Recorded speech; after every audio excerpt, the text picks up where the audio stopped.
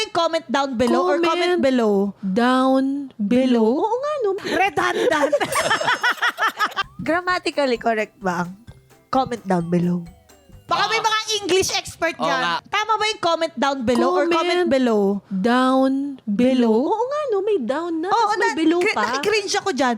Ano Teka mo lang ba ha, talaga? bago ka mano. Hindi rin galing sa akin. Ginaya ko lang din yun ha. Ayun na nga. Sisihin mo yung mga ibang vlogger na nagsabi nun. Hindi ako galit sa'yo. Okay. Ano nga yun? Ano? Diba? Comment down. Ngayon ko lang Diba naisip. comment below lang? O kaya comment down. No. Diba yun? Hindi yung comment ha. Or comment Diba na yun? lang. Kasi wala namang comment sa below? taas eh. Sa baba lang ako. Alam mo, sabi ng mga magko-comment, ano ba yung magko-comment na lang? Napaisip pa ako.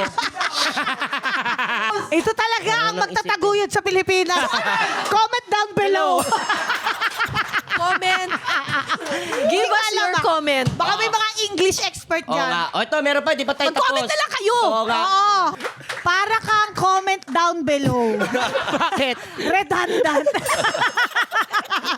Grammatically correct ba ang comment down below?